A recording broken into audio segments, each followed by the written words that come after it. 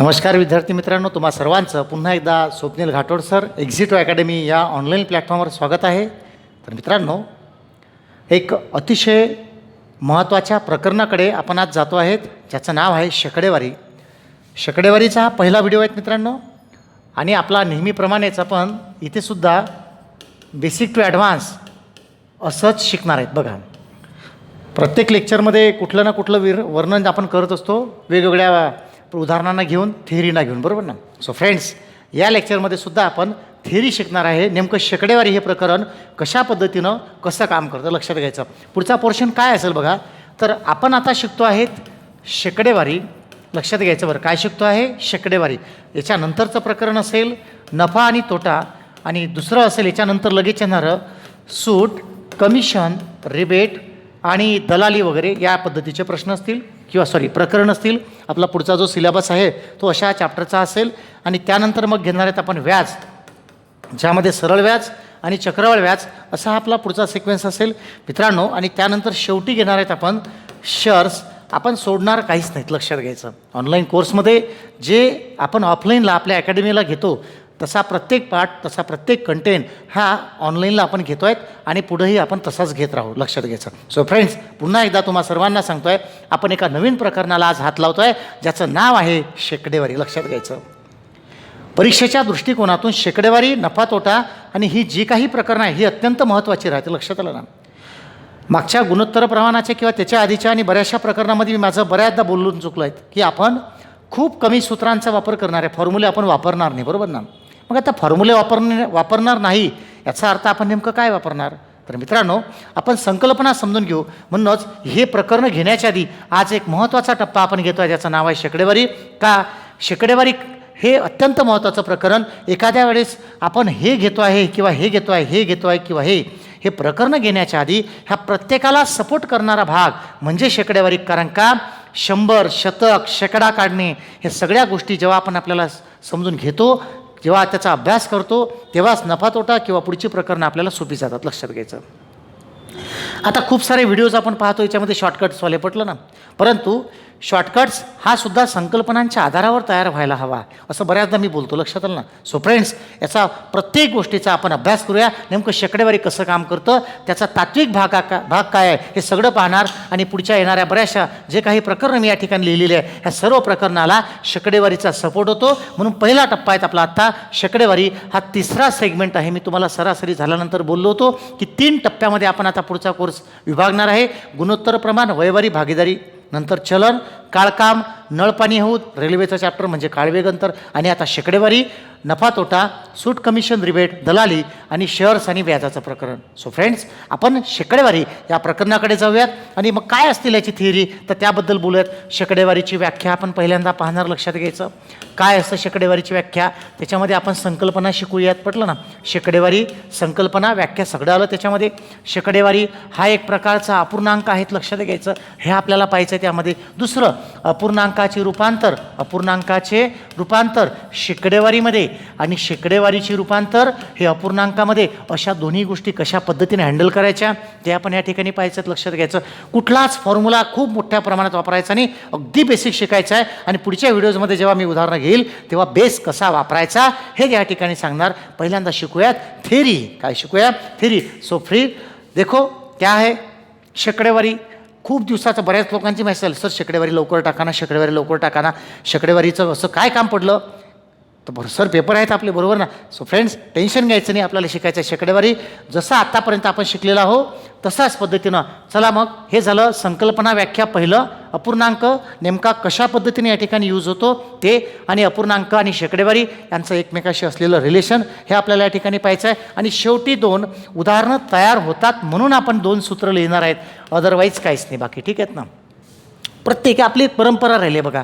कुठलंही प्रकरण शिकवित असताना म्हणजे माझा एक आधीपासूनचा एक नियम ठरलेला आहे, आणि तुम्ही तंतोतंत ऑफलाईनलाही पाळतो आणि ऑनलाईनला सुद्धा. असं कुठलंच लेक्चर डायरेक्ट टाकणार नाही. पहिल्यांदा थेअरी घेणार म्हणजे घेणार, त्याचे लक्षात घ्यायचं. का हे थेअरी कशासाठी आहे? तुम्हाला शिकताना आणि मला शिकवताना दोघांचं कॉम्बिनेशन साधण्याचं हे एकमेव साधन आहे, लक्षात घ्यायचं. कशासोबत काय खाल्लं पाहिजे हे जसं आपल्याला कळतं ना तसं आपल्याला थेरी घ्यायची आहे. पटलं ना? सो फ्रेंड्स, शेकडेवारी एक महत्त्वाचं प्रकरण आहे. आपण संकल्पनांच्या आधारावर त्याला पाहतो आहेत. तर बघा नेमकं काय असेल शेकडेवारी. शेकडेवारी म्हणजे टक्का, बरोबर ना? टक्के. शेकडेवारी म्हणजे टक्के. तर पहिल्यापासनं शेकडा हा कशाचा असतो? तर शेकडा हा 100चा असतो. लक्षात घ्यायचं, शेकडा हा 100चा असतो. आता त्याची संकल्पना काय आहेत जसं आपण या ठिकाणी लिहिलं त्याला आपण एक एक पार्ट या ठिकाणी कव्हर करू. अत्यंत सोपं प्रकरण आहेत मित्रांनो, खूप सोपं आहेत. पटलं ना?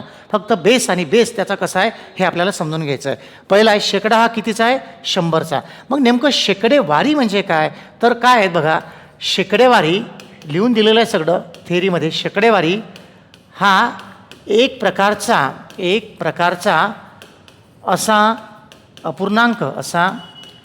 अपूर्णांक आहे की ज्याचा छेद नेहमी 100 असतो. लक्षात ठेवायचं. तुम्हाला तुमच्या ॲपच्या या भागाच्या म्हणजे हा व्हिडिओच्या आधी तुम्हाला थेअरी टाकलेली आहे. ही थेअरी तुम्हाला लिहायची आहे. लक्षात घ्यायचं. शेकडेवारी म्हणजे शतमान हे सुद्धा लक्षात घ्यायचं आहे. शेकडेवारी हा एक प्रकारचा असा अपूर्णांक आहे की ज्याचा छेद कसा आहे? 100 असतो. हे लक्षात ठेवायचं आहे. शेकडेवारी म्हणजे शतमान. लक्षात घ्यायचं, म्हणजे शतमान. शेकडा म्हणजे 100. लक्षात घ्यायचं. शेकडा म्हणजे 100. 100च्या तुलनेत त्याचं आपण जे काही रूप पाहतो दॅट इज कॉल्ड पर्सेंटेज. पटलं ना? सो फ्रेंड्स, व्यावहारिक दृष्टिकोनातून सगळे पैलू मी समजून सांगतो आहे. हा व्हिडिओ खूप चांगल्या पद्धतीने समजून घ्यायचा आहे. हा व्हिडिओ यूट्यूबचा नाही, हे पर्टिक्युलर आपल्या ऑनलाईनच्या सगळ्या विद्यार्थ्यांचं हे लेक्चर आहे. लक्षात घ्यायचं. शेकडेवारीचं कन्वर्ट हे अपूर्णांकात होतं आणि अपूर्णांकाचं कन्वर्ट शेकडेवारीत होतं. हा जो मध्यंतरीचा भाग हा कशामुळे होतो हे आपल्याला समजून घ्यायचं आहे. शतमान आहेत. आता ह्या पहिल्या वाक्याचा अर्थ काय? शेकडा हा 100चा आहे म्हणजे काय? कुठल्याही राशीचं, कुठल्याही भागाचं, मग ती राशी असो, पैशाच्या स्वरूपातली असेल, लोकसंख्या असेल, फक्त मुद्देसूद लक्षात घ्यायचं. हे लेक्चर तुम्हाला थेअरी PDF च्या स्वरूपात टाकलेली आहे. हे मी फक्त स्पष्ट करतो आहे आपण नेमकं याच्यात कसं घेतलं पाहिजे. पटलं ना? सो फ्रेंड्स बघा, शेकडेवारीचा वापर नेमका होतो कुठे? शेकडा गुण काढणे. किती मार्क पडले बाबा तुला? शेकडा एवढे पडले, बरोबर आहे. शेकडा एखाद्या गावची, एखाद्या शहराची लोकसंख्या वाढ किती झाली, घट किती झाली त्याच्याबद्दल विचारलं जातं.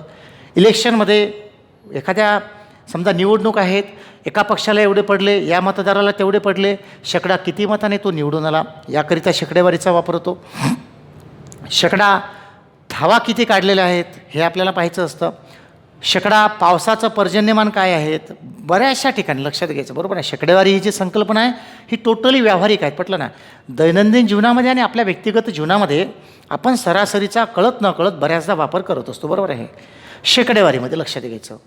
शेकडा उत्पन्न किती झालं आहे? पटलं ना? मागच्या वर्षी मला 5 लाख उत्पन्न झालं, यावर्षी मला 5.5 लाख झालं, म्हणजे माझा जवळपास 10% उत्पन्न वाढलं. शेकड्यामध्ये कन्वर्ट केलं. लक्षात घ्यायचं. पर्सेंटेज किती पडलेलं आहे म्हणजे शेकडा मार्क्स किती पडलेले आहे? 600 मार्काची पूर्ण परीक्षा आहे, त्यापैकी मला 300 पडले, याचा अर्थ मला 50% गुण पडले. लक्षात घ्यायचं. हे पर्सेंटेज हा टक्का हा नेमका कसा काढायचा हे पहिले व्यावहारिकतेनं आपण समजून घेऊ. उदाहरणादाखल पर्सेंटेज कसे काढायचे हा कॅल्क्युलेशनचा पाठ आपण नंतर समजून घेऊ. पहिल्यांदा या संकल्पनेची व्यावहारिकता समजून घेण्याचा आपण प्रयत्न करू. लक्षात घ्यायचं. सो फ्रेंड्स, या ठिकाणी पहिला शब्द आपलं वाक्य लक्षात घ्यायचं. शेकडा हा कितीचा असतो? 100चा असतो. शेकडेवारी हा एक प्रकारचा असा अपूर्णांक आहे की ज्याचा छेद नेहमी किती आहे? 100 आहेत. म्हणजे याचा अर्थ जस्ट फॉर अन एक्झाम्पल 35% जर म्हटलं, आता ही थेअरीमध्ये लिहून दिलं, शेकडा टक्के या चिन्हानं दाखविला जातो, हे तुम्हाला लिहून दिलेलं आहे, बरोबर ना? तर हा जो भाग आहे हा आपल्याला पाहायचा आहे, बरोबर ना? नेमका मग हा कशा पद्धतीनं प्रमोट होतो? जसं 35% आहे. पटलं ना? 35%. आता 35% म्हणजे शेकडा 35%. तर 100 पैकी ज्याचा छेद 100 असतो, बघा 100 पैकी 35 म्हणजे 35 असं आपण या ठिकाणी व्यक्त करू शकतो. सो फ्रेंड्स, या ठिकाणी पर्सेंटेजची जी काही संकल्पना आहे मी पहिल्यांदा आणि पहिल्यापासून तुम्हाला माहीत आहे, मी पुस्तकी भाषेत अजिबात शिकवणार नाही, शिकवलंही नाही, आताही नाही शिकवणार. आपण आपल्या लेवलला समजून घ्यायचं. पटलं ना? व्यवहाराच्या दृष्टीनं समजून घे. शेकडा म्हणजे काय? पटलं ना?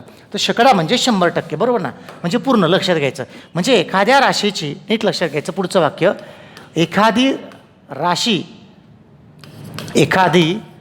राशी किंमत मग ते कुठलंही असेल, राशी, किंमत, संख्या, जे काय असेल लक्षात घ्यायचं. संख्या ही 100% आहे असे समजावे, असे गृहीत धरावे. आता गृहीत धरावे याचा अर्थ काय? गृहीत धरावे व त्याचे 100 समान भाग केल्यास, 100 समान भाग केल्यास त्यापैकी एक समान, म्हणजे एक समान हिस्सा, एक समान भाग म्हणजे 1% होय. हे वाक्य मित्रांनो अतिशय महत्त्वाचं आहे आजच्या लेक्चरमधलं, कारण खऱ्या अर्थानं जे संकल्पना आहे शेकडेवारीची ती या वाक्यावरून तुम्हाला चांगल्या पद्धतीने समजते.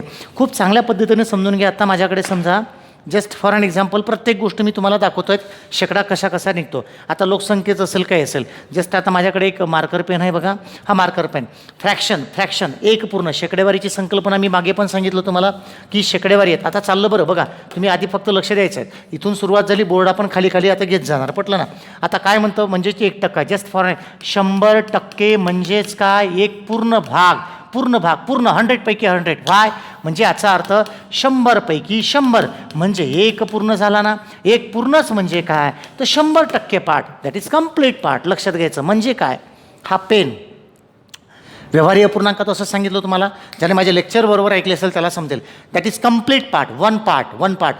आता तुकडा बाहेर काढला, some part out of total part, some part out of total part, some part out of total part, म्हणजे विशिष्ट भाग बाहेर काढलेला आहे. सो फ्रेंड्स, प्रत्येक भागाच्या, आता मी हा एक पूर्ण आहेत, लक्षात ठेवायचं, एक पूर्ण आहेत असं गृहीत धरतोय. आता दुसरं एक व्यावहारिक उदाहरण घेतो. समजा एक चपाती काढली मी या ठिकाणी. चपाती म्हणजे पोळी, बरोबर ना? समजा ही पोळी आहेत, चपाती आहेत. काय आहे? पोळी आहे, चपाती आहेत. मित्रांनो, ही सध्या काय आहे? सध्या ती एक पूर्ण आहे. सध्या काय आहे? एक पूर्ण आहे. आपल्याला व्यावहारिकतेनं समजून घ्यायचं आहे, किंवा थोडं असून बाजूला येऊन पूर्ण चांगलं डिटेल्स सांगतोय बघा. एक पूर्ण म्हणजे आता समजा ही एक चपाती आहे बघा, ही चपाती आहे, पटलं ना? ही पोळी आहे किंवा एक वर्तुळ आहे, जे काय असेल व्हॉटेवर, पटलं ना? सध्या काय आहे ते? सध्या ते एक पूर्ण आहे, म्हणजेच त्याला आपण 100% असं म्हणू शकतो. Y? That is complete part. लक्षात आलं ना? एक 100% पार्ट झाला, कारण जसाच्या तसा आहे. कम्प्लीट पार्ट, 100% पार्ट पूर्ण झाला, बरोबर ना? आता त्या चपातीला मी 2 समान भागात विभागणी करतो, तेव्हा ही चपाती आता 1/2 झाली इकडे आणि 1/2 झाली इकडे. लक्षात घ्यायचं. म्हणजे 1/2 इकडे झाली आणि 1/2 इकडे झाली, म्हणजे अर्धी झाली. काय झाली? अर्धी झाली. त्याला आपण अर्धे असं म्हणतो. आता अर्धे म्हणजेच काय? तर साहजिकच आहे मित्रांनो, टक्केवारीमध्ये हा 50% झाला आणि हा झाला 50% आणि हा पार्ट होता 100%. लक्षात ठेवायचं. भागाची संकल्पना आपण पाहतोच, बरोबर आहे. तिसरा भाग काय आहे बघायच्या मधला? समजा ही चपाती आपण काढली या ठिकाणी, ठीक आहेत ना? आता मात्र मी याचे अर्धा एक भाग ठेवला आणि इकडे पण पाडलेले आहेत. म्हणजे मित्रांनो, एक भाग लक्षात घ्यायचं, ही चपाती पूर्ण होती. आता इकडला भाग आहे 50%, म्हणजे हा आहे 1/2 म्हणजे अर्धा भाग. आता हा अर्ध्यातलाही अर्धा आहेत. लक्षात घ्यायचं. अर्ध्यातलाही अर्धा म्हणजे कसा? हाच तर 1/2. त्या 1/2 पैकी 1/2 म्हणजे हा जो भाग आहे हा आहे 1/4 भाग. म्हणजे हाही 1/4 आणि हाही आहे 1/4 भाग. लक्षात घ्यायचं. आणि टक्केवारीमध्ये बोलायचं झालं तर काय? 1/4 म्हणजे हा 50%तला अर्धा आहे भाग तो. म्हणजे हाही झाला 25% आणि हाही झाला 25%. 25 आणि 25 50 आणि 50 झाले 100%. म्हणजे यानुसार. लक्षात आलं ना? तर चौथी आकृती आपण या ठिकाणी प्रेझेंट करतोय तुमच्यासमोर बघा. समजा ही चौथी चपाती आहेत आणि याचे 4 समान भाग पाडले. काय पाडले?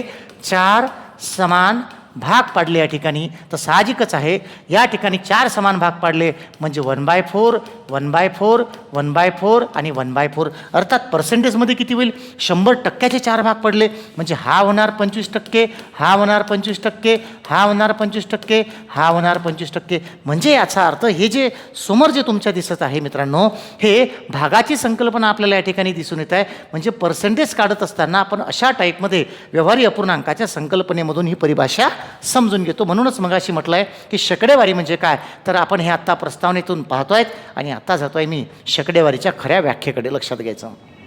मग आतापर्यंत काय केलं? पार्श्वभूमी समजून घेतलेली आहे. आता शेकडेवारी म्हणजे काय लक्षात घ्यायचं. हा व्हिडिओ थोडा चांगला पाहायचा आहे, शांततेनं पाहायचा, दमानं पाहायचा, निवांत पाहायचा. लक्षात घ्यायचं. शेकडेवारी म्हणजे काय? कुठलीही राशी ही 100% आहे असे गृहीत धरायचे आता हे थोडंसं तोंडी बोलत आहे, लक्षात घ्या. जसं की 10,000 हे लक्षात घ्यायचं. 10,000चे 100 समान भाग पाडा, तर त्यामधला एक समान भाग पडेल तुमचा. थोडंसं पेपरवर्क किंवा बोर्डवर वर्क करायला हरकत नाही. बघा, समजा जस्ट फॉर एन एक्झाम्पल इथे घेऊयात आपण कोणत्याही व्यक्तीचे, जसं हे वाक्य होतं वस्तूच्या बाबतीत, बघा हे इथे लक्षात घ्यायचं व त्याची 100 समान भाग हे लक्षात घ्यायचं. एक सेकंद थोडं, हां वाक्य वाचतोय परत बघा. एखादी राशी किंमत संख्या ही 100% आहे असे गृहीत धरून त्याचे 100 समान भाग केल्यास त्यापैकी एक समान भाग म्हणजे 1%. आता एक समान भाग म्हणजे 1%. मग आता समजा 10,000चे 100 समान भाग केले म्हणजे 100 भागलं तर 100 निघाला एक भाग. सो फ्रेंड्स, एक भाग निघाला म्हणजे 100 म्हणजे या ठिकाणी झाला 1%. लक्षात घ्यायचं, कारण एक भाग 100चा 100 गुणिले 100 म्हणजे तो झाला 1%. म्हणजे 200 म्हणजे हे झाले 2%. अर्थातच ह्याच्यातले 5,000 म्हणजे 50% हे आपण या ठिकाणी गृहीत धरतो, हे आपल्याला माहीत असतं. बरोबर आहे. एक हा भाग झाला कुठल्याही राशीची, माझं वाक्य लक्षात घ्यायचं, कुठलीही राशी ती काही असो, मग एक व्यक्ती असेल, एक शेत असेल, एक लँड असतील म्हणजे जमीन असतील, एक गाडी असतील, एक वाहन असतील, हा पेन असेल, हा बोर्ड असेल, कुठलीही राशी, each and every part in this world. पटलं ना? जगातली प्रत्येक गोष्ट जी एकमेव स्वतंत्र एक आहे ती झाली कंप्लीट पार्ट. लक्षात आलं ना? पूर्ण भाग झाला. लक्षात घ्यायचं. मग जो तो पूर्ण आहे ना, मग तो त्याच्या तुलनेत पूर्ण झाला, दॅट इज 100% पार्ट. लक्षात घ्यायचं, तो झाला एक 100% भाग. म्हणजे कसं बघा, जस्ट फॉर एन एक्झाम्पल, आता शेतीच्या भागातही तुम्हाला सांगतोय. समजा लक्षात घ्यायचं, एकडे शेती आहे 50 एकर. एकडे शेती किती आहे? 50 एकर. आता एचे 3 मुलं आहेत. लक्षात घ्यायचं, एचे 3 मुलं आहे. एक एक्स आहे, एक वाय आहे आणि झेड आहेत. एक्सला 10 एकर दिली आहेत. लक्षात घ्यायचं, एकला किती दिली? 10 एकर दिली. वायला दिली समजा 20 एकर. नीट लक्षात घ्यायचं बरं, वायला किती दिली? 20 एकर. आणि झेडला सुद्धा 20 एकर शेती भेटलेली आहे. मित्रांनो, एक सिम्पल क्वेश्चन घेतलेला आहे, how to implement fractions implement कसा होतो? In percentage. लक्षात घ्यायचं. मग आता माझं वाक्य लक्षात घ्यायचं, मी काय बोलतो. हे झाले याचे 100%. लक्षात आलं ना? याच्या तुलनेत त्याची 50 एकर शेती म्हणजे त्याच्या तुलनेत ती 100% झाली. लक्षात आलं? 100%. एक पूर्ण 100% म्हणजे एक पूर्ण. लक्षात घ्यायचं, एक पूर्ण. Same thing. आता याला किती भेटली? 10 एकर. याला किती भेटली? 10 एकर. म्हणजे 50 एकरापैकी 10 एकर भेटली म्हणजे याला भेटली 1/5 भाग. 1/5 भाग. लक्षात ठेवायचं, पॉईंट टू पॉईंट.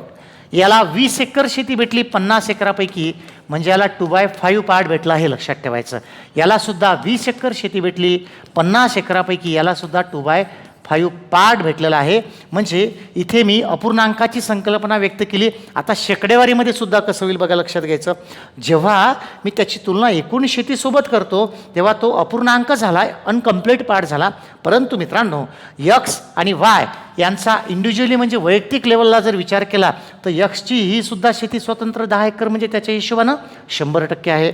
वायच्या हिशोबाने 20 एकर शेती त्याची 100% आहे. झेडच्याही हिशोबानं त्याची 20 एकर शेती ही 100% आहे. लक्षात घ्यायचं. परंतु ते त्याच्या वडिलाची म्हणजे एची तुलना करत आहे म्हणून ते भाग पडलेलं आहे. बरोबर आहे? अदरवाईज ते 100% आहे. परंतु आता थोडंसं आपण पर्सेंटेज फ्रॅक्शन आणि याचा संबंध समजून घेतो असल्यामुळं एची शेती 50 एकर जी आहे म्हणजे इथे सुद्धा आता 50 एकर शेती आहेत. लक्षात घ्यायचं, किती एकर? 50. म्हणजे 50 एकरपैकी याला किती भेटली? 10.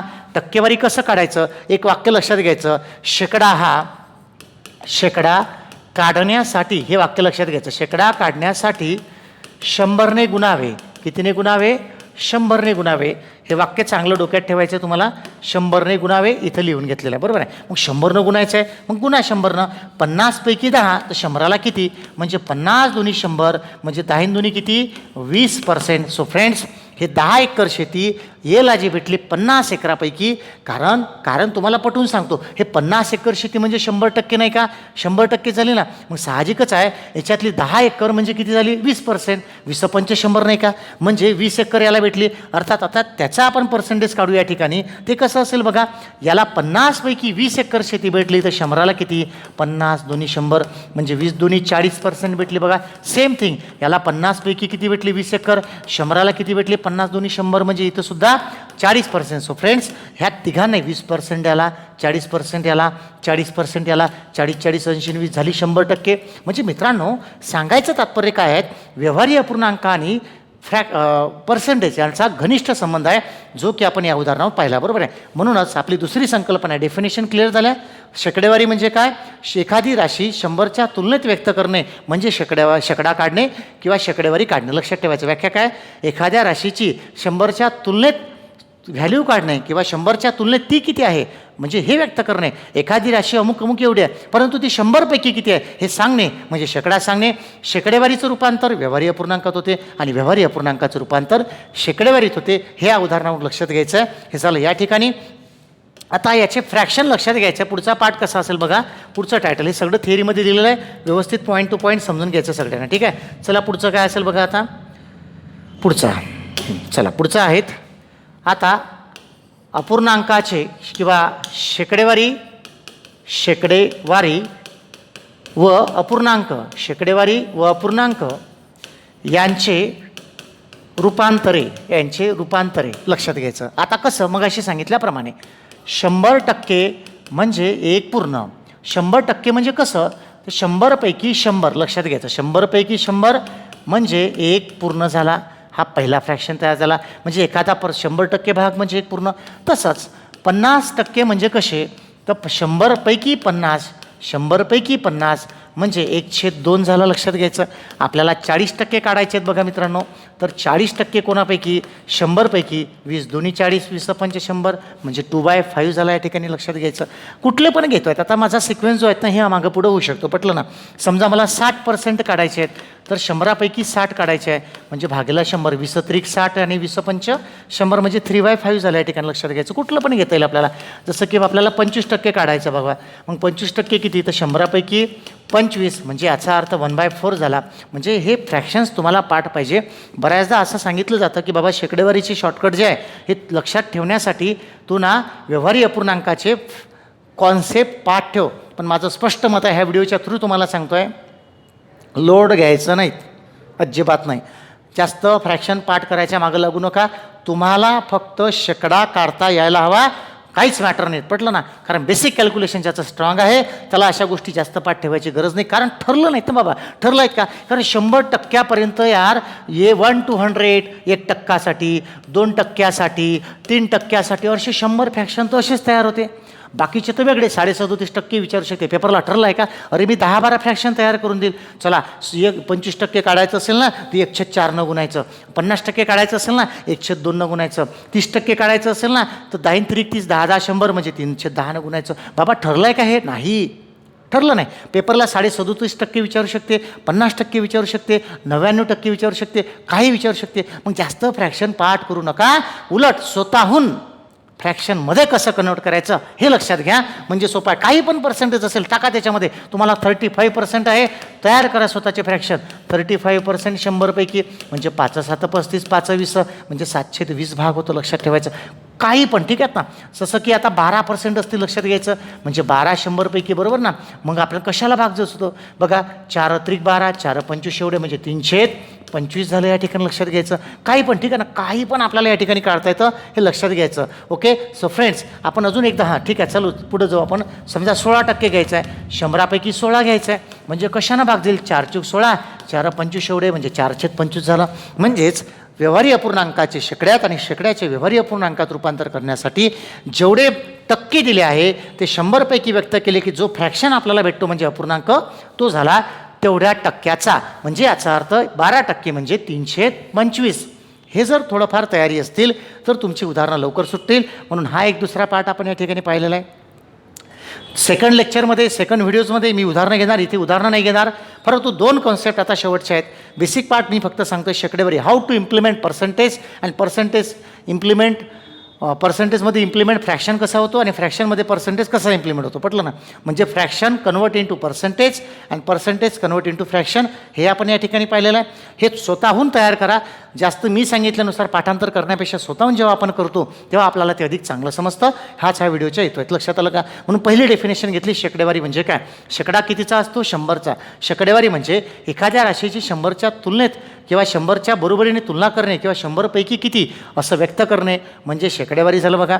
दुसरं, शेकडेवारी म्हणजे असा अपूर्णांक ज्याचा छेद नेहमी किती आहे 100 आहे. शेकडेवारी म्हणजे शतमान आणि 100च्या तुलनेत त्याला व्यक्त करायचं आहे. मित्रांनो, पुढं जाऊयात आणि पुढं काही सूत्र आपण 2 आहेत त्याला घेऊया. ठीक आहेत ना. चला, असे प्रश्न येतात तुम्हाला. आता मी लिहूनच घेतो त्याला घेऊयात आपण. ठीक आहे. चला, एक अ नंबरचा प्रश्न घेतो आहे. बघा काय असेल. अचा पगार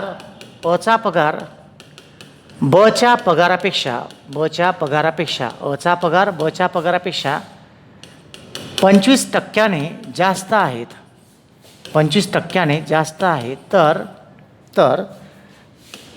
बीचा पगार, मी थोडं इंग्रजी वर्ड वापरतो या ठिकाणी बघा. अ घेतो आहेत म्हणजे ए आणि बीचा पगार.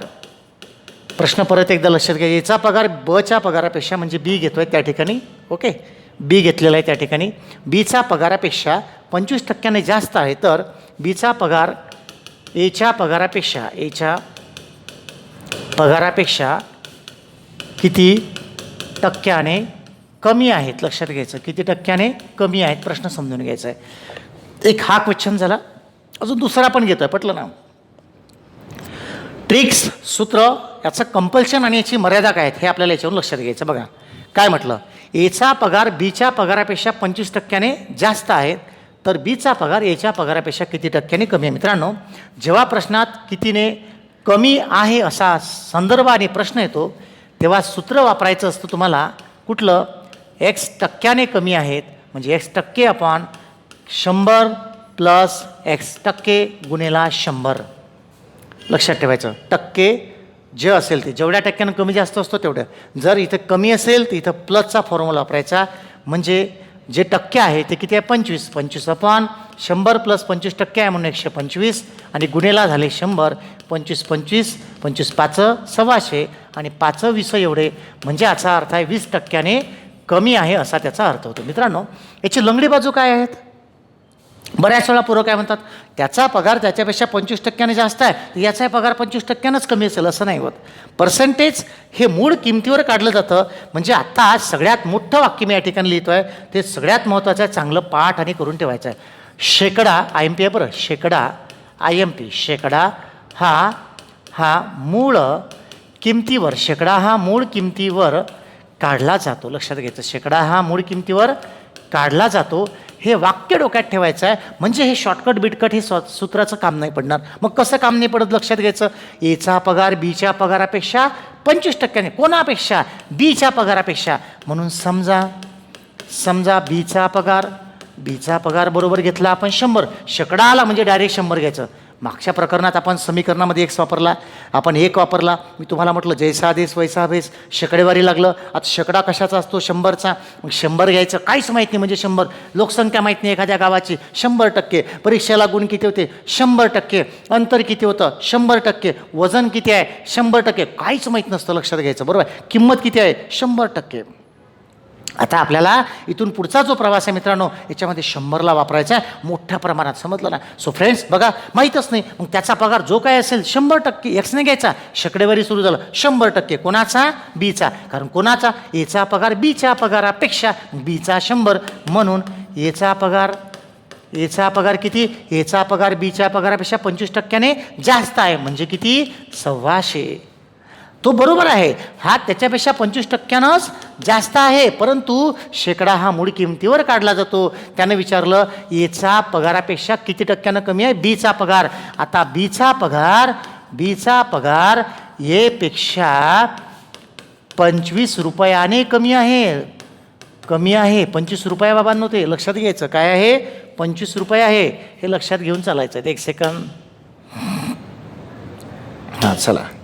कितीनं कमी आहे 25 रुपयानं. म्हणून शेकडा कमी कितीनं कमी आहे तर शेकडा कमी इज इक्वल टू त्याचे 125 आहे. याचे शेकडा मूळ किमतीवर काढला जातो. 125वर किती कमी आहे ते काढायचं. 125वर त्याचे 25 कमी आहे. सॉरी एक सेकंड. कोणाचा काढतोय ते आपण बीचा पगार एच्या पगारापेक्षा 25ने कमी आहे. 25 रुपयानं कमी आहे. आता कितीनं कमी आहे यस 125वर 25 कमी तर 100ला किती 25 5 20 100 म्हणजे 20% हे त्याचं उत्तर आहे. मित्रांनो पुढच्या लेक्चरमध्ये जे काही शाब्दिक उदाहरणं आपण घेणार त्यामध्ये मी डायरेक्ट ट्रिक्स पण सांगेल. हे का गरजेचं आहे 100 वापरणं? कारण हा प्रश्न कुठं वापरता येतो बघा. चहा पावडरच्या किमती 25% वाढल्या तर घरात चहा पावडरचे किती टक्के कपात करावी म्हणजे खर्चात वाढ होणार नाही, हाच फॉर्म्युला चालतो. परंतु ह्याच प्रश्नाच्या जागी असा जर प्रश्न आला पंख्याच्या किमती 25% वाढल्या आणि खप 15% कमी झाला तर उत्पन्नात काय फरक पडला, तेव्हा तुमचा फॉर्म्युला लागत नाही. म्हणून तुम्हाला थेअरी समजली पाहिजे, बेस समजला पाहिजे. ही एक संकल्पना या ठिकाणी सांगितली. आता पुढचा प्रश्न घेतोय बघा अशाच सारखा अजून एक प्रश्न. हा क्लिअर झाला? एकदा बघून घ्या, स्क्रीनशॉट काय आहेत ते लिहून घ्या आणि काढून टाका. ठीक आहे, चला आपण जाऊ पुढचा प्रश्न बी भाऊ. शेकडेवारीची थेअरी आपण घेतोय बघा. बी नंबरचा प्रश्न लिहितोय, काय असेल? अचा पगार एचा पगार बीच्या पगारापेक्षा अचा पगार बीच्या पगारापेक्षा 25% कमी आहेत. आता त्याचा कमी आहे तर बीचा पगार एच्या पगारापेक्षा कितीने जास्त आहेत असं विचारलं. कितीने जास्त आहेत.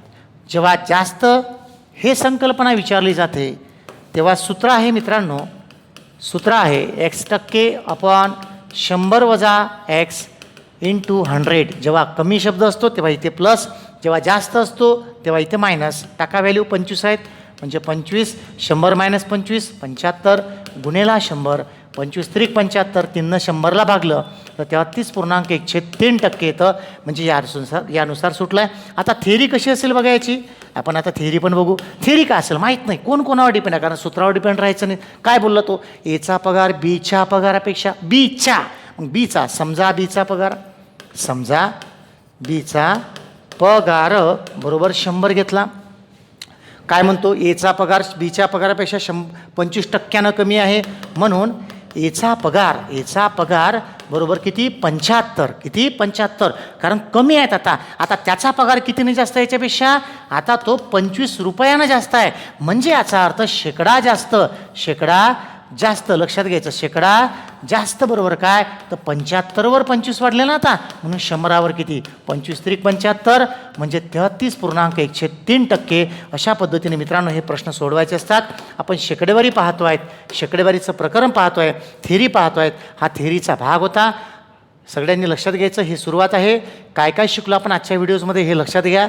पुन्हा एकदा रिपीट करतो, शेकडा हा 100चा असतो. संकल्पना लक्षात घ्यायची. अपूर्णांकाचे आणि सूत्र वगैरे पाहिलं महत्त्वाचं. फार सूत्र वापरणार नाही, टेन्शन घेऊ नका. एकदम खास पद्धतीनं एकदम कमीत कमी मांडणे हे उदाहरण सोडू आपण शेकडेवारीचं. पुढच्या लेक्चरमध्ये फक्त बेसिक कॅल्क्युलेशन असतील. पुढचा व्हिडिओ नक्की पाहायचा. शेकडा हा 100चा असतो. शेकडेवारी हा एक प्रकारचा असा अपूर्णांक आहे की ज्याचा छेद नेहमी 100 असतो. लक्षात ठेवायचं. शेकडेवारी म्हणजे शतमान. जसं की 35% म्हणजे 35/100. पुढचं वाक्य काय बोललो मी? एखादी राशी किंवा किंमत संख्या ही 100% आहे असे गृहीत धरावे व त्याची 100 समान भाग केल्यास त्यापैकी एक समान भाग म्हणजे 1% होतो. हे लक्षात घ्यायचं. जसं पुडीचा भाग आपण या ठिकाणी घेतला. मग आता पुडी समजून घेतली ना आपण. मग एक पुडी आहे, मग त्या पुडीचे 2 समान भाग केले तर 50-50% झाले. एक भाग समान अर्धा होता, अर्ध्यातले 2 अर्धे झाले तर 1/4 म्हणजे 25% आणि ह्या 50%. चारही भाग सारखे केले म्हणजे शेकडेवारीत 25% झालं. तसंच दुसरं उदाहरण मी तुम्हाला समजून सांगितलं शेतीचं, बरोबर ना. म्हणजे हे जे सगळं आपण जे घेतलेलं आहे फ्रॅक्शनमध्ये कसं कन्वर्ट करायचं हे सांगितलं.